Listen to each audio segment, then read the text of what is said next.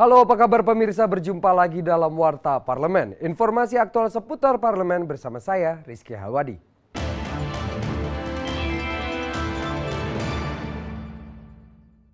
Terkait pemanfaatan dana desa, pimpinan DPR RI mendorong aparat desa melibatkan para ketua rukun tetangga dan rukun warga dalam pelaksanaan program-program yang dibiayai dana desa agar dapat memeratakan pembangunan desa dan meningkatkan kesejahteraan warga desa. Ditemui usai audiensi bersama wartawan di Gedung Nusantara 3 DPR RI Senayan, Jakarta baru-baru ini. Wakil Ketua DPR RI Koordinator Bidang Ekonomi dan Keuangan Taufik Kurniawan menyampaikan keprihatinannya terhadap kurangnya insentif yang diterima ketua-ketua RT di daerah. Taufik mengungkapkan jumlah insentif yang diterima ketua RT dan ketua RW saat ini sangat minim, hanya Rp300.000 setahun, atau Rp25.000 per bulan. Angka ini sangat tidak sebanding dengan resiko yang dihadapi dalam menjalankan tugas sehari-hari. Insentif yang diterima ketua RT tersebut masih dikenai pajak. Taufik menambahkan pemerintah telah mengucurkan dana Rp67 triliun per tahun untuk dana desa. Maka sangat tidak sesuai jika ketua RT dan RW masih belum sejahtera. Jangan sampai kita zolim, ya, memberikan bantuan orang ketua RT Rp25.000 per bulan, Rp300.000 per tahun, sehingga masih banyak ketua-ketua RT kita itu yang nyambi jadi tukang parkir, ya, jadi tukang abang beca, ya, dan segala macam. Padahal Indonesia tanpa ketua RT dan ketua RW nggak akan jalan. Bagaimana mungkin pendaftaran pemilu, beras rastra, nomor induk kependudukan dan seterusnya kan harus melalui ketua RT. Ini yang harus menjadi posisi bahwa ke depan ketua RT dan ketua RW harus menjadi bagian di dalam revisi undang-undang desa. Ya.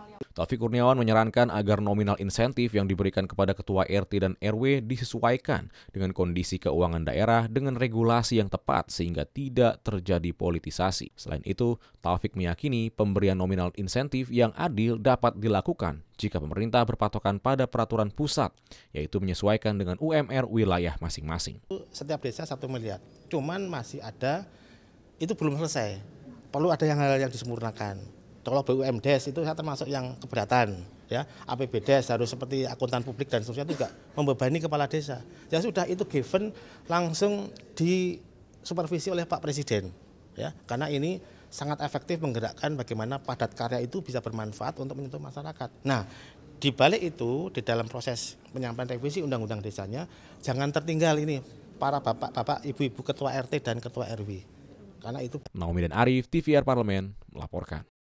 Menanggapi polemik antara Menko Kemaritiman Luhut Binsar Panjaitan dengan Menteri Kelautan dan Perikanan Susi Pujiastuti terkait pembakaran dan penenggelaman kapal asing yang melanggar ketentuan hukum di Indonesia.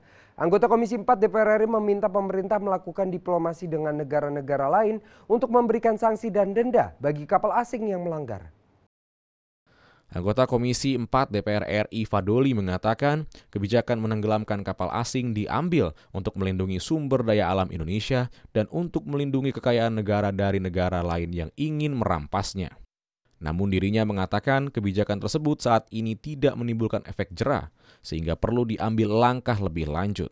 Seperti melakukan pembicaraan antar pihak terkait seperti Menteri Kelautan dan Perikanan serta Menteri Luar Negeri dengan negara-negara lain. Agar ada satu kesepakatan bahwa antar negara ini tidak saling mencerobot lahan itu sendiri, itu bisa mengatasi. Tapi kalau hanya gitu nanti nggak bisa. Nah, karena ini adalah etika baik, kita bertetangga. Jadi kalau hanya sekedar dar-dar juga nggak bisa kan itu. Tetapi juga saat sekarang ini diperlukan sekali konsentrasi terhadap optimalisasi pemberdayaan nelayan. Anggota Komisi 4 DPR RI Ibnu Munzir mengatakan terkait pembakaran atau penenggelaman kapal sebagai upaya penegakan hukum telah diatur dalam Undang-Undang Nomor 45 Tahun 2009 tentang perikanan. Namun dirinya mengatakan pembakaran atau penenggelaman bukanlah satu-satunya bentuk hukuman yang dapat diterapkan. Mengingat kebijakan tersebut saat ini tidak menyebabkan efek jera bagi kapal asing yang melakukan pencurian ikan di laut Indonesia. Saya kira mungkin ada solusi juga. Barangkali bukan dengan penenggelaman, penyitaan itu kemudian ya memberi efek positif bagi para nelayan, ya dijual kepada para nelayan dan kemudian itu bisa digunakan untuk operasi bagaimana bisa meningkatkan daya beli maupun juga penghasilan para nelayan. Itu solusi saya kira. Jadi tetap aja diberikan hukuman, tapi hukumannya bukan penenggelaman kapalnya, tetapi upaya untuk memutar itu untuk kepentingan ekonomi masyarakat kecil kita di pesisir. Sanika dan Bari, TVR Parlemen melaporkan. Wakil Ketua DPR RI Fahri Hamzah menegaskan DPR RI akan terus berupaya memperjuangkan kedaulatan, kemerdekaan, dan teritorial wilayah Palestina dari kebiadaban Israel dengan memaksimalkan bantuan secara material dan non-material.